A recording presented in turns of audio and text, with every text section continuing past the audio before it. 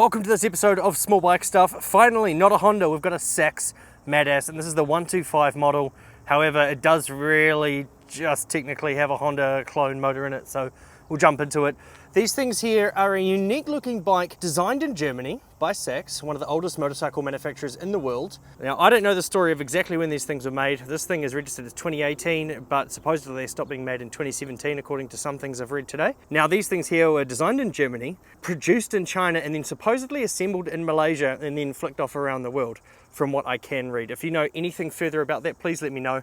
Let's get stuck into this oddity and jump right into it. Engine, here we have a 1 down, 4 up, full manual. These are clutch arm there on the side, and this is a 125cc Chinese produced engine, basically like a Honda Cub motor. Now this thing here is carbureted, it's electric and kickstart. There's a bottom mount electric start, as you can see under there, and it runs and it does well, but it's actually quite rare to find a Sachs Madass 125. They also came in a 50cc with the same shaped motor, just 50cc, but it's rare to find a 125 that's still in good working condition. Quite often what you would find is that these would rip through the gears and kind of destroy them. Second gear was a common point of failure, so I'm not sure what factory they physically came from. If I can find out, I'll let you know. As you can see here, they've actually got the Sachs logo on the side. It says Sachs Motor, but it's definitely just made by a Chinese company and had their logo thrown on it. 125cc, 1 down, 3 up. Wheels. Now these things are one of my favorite parts. They are tri-spokes, and as you know, I like tri-spokes. If you don't know that, go and watch my Honda Wave videos, the most recent ones. I've got tri-spokes on there, and it makes me happy. 16 inch though. So this is running a 90 by 80 by 16, and the annoying thing about that, there's also a 16 on the back. There's not a dramatic amount of options for 16 inch wheels. The rear is significantly wider than the front, so you've got a 120/70 16. That 120/70 sizing, so that width and profile, is quite common on 17 inch fronts for big proper sized sports bikes. But I mean, proper depending on who you're talking to. I think this is proper sized as well. But disc brake rear and disc brake front, so it does have a fair amount of stopping power. Tri-spokes, but yeah, the 16s really do let it down for tyre choice, unfortunately. You've got a few things operating here. We've got our lights, high and low beam. You've got a pass light at the front, turn signal, left, right, and cancel, horn, and I believe this is the choke, or it was the choke. I don't know if it's still connected, but yeah, choke there on the left switch block. On the right switch block, we've just got a kill switch, lights on, park, or full, and your electric start button. There's obviously a brake lever with a reservoir there, and then your clutch on the left side as well.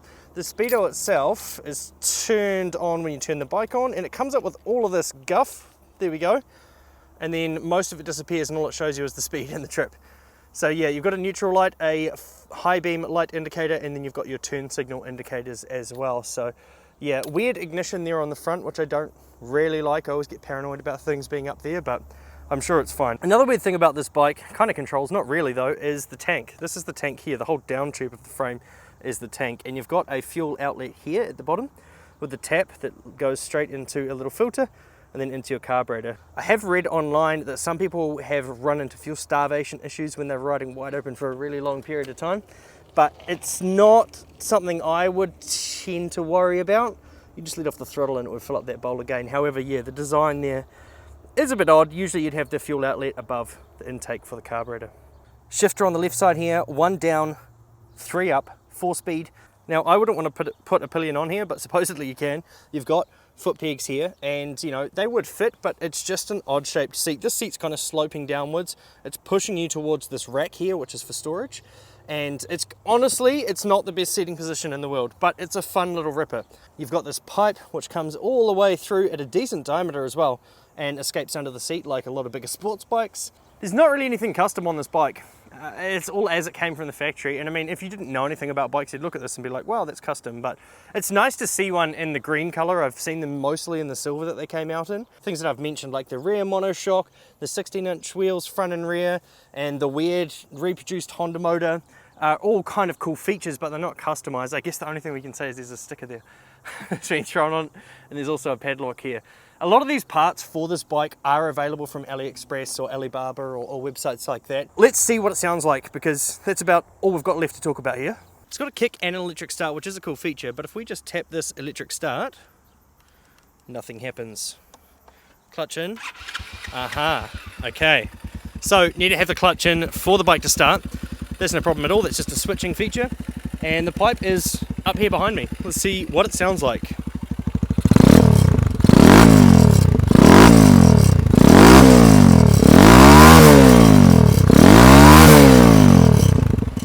Gets a bit vibraty with all the metal fixings once it gets up to the really high RPM, but it does the job. It sounds pretty cool. There's a real big induction noise from the carburetor.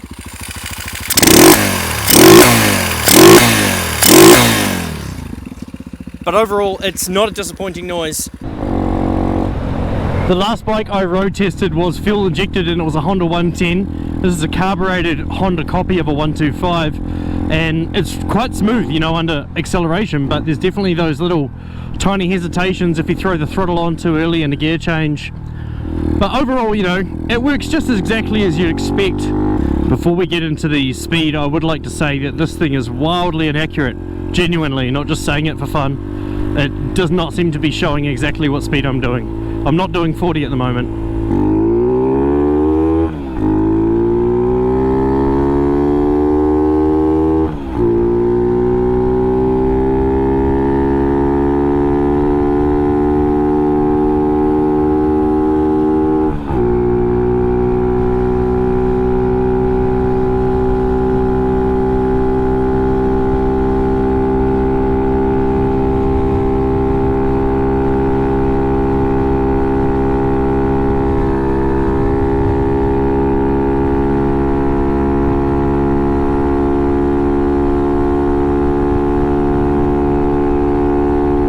Legs, but yeah, we're getting to the top of the rev range now.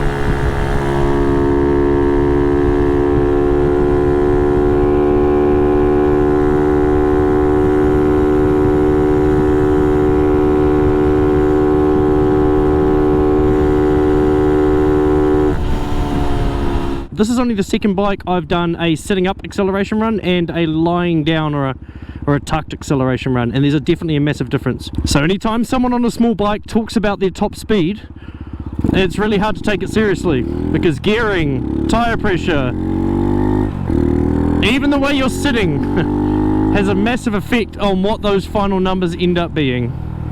Here we go, 91.9. So yeah, speedo's definitely out. That was reading over 100 kilometers an hour and this thing wasn't even doing 90, so it was barely doing 90. So yeah, definitely not the highest top speed, definitely down to gearing, the weight of the rider, that's a big part of it as well. But 91.9 is a fair effort, especially for a carbureted Chinese made 125. Can't complain, can't complain. That's it for this episode of Small Bike Stuff. We'll see you next time.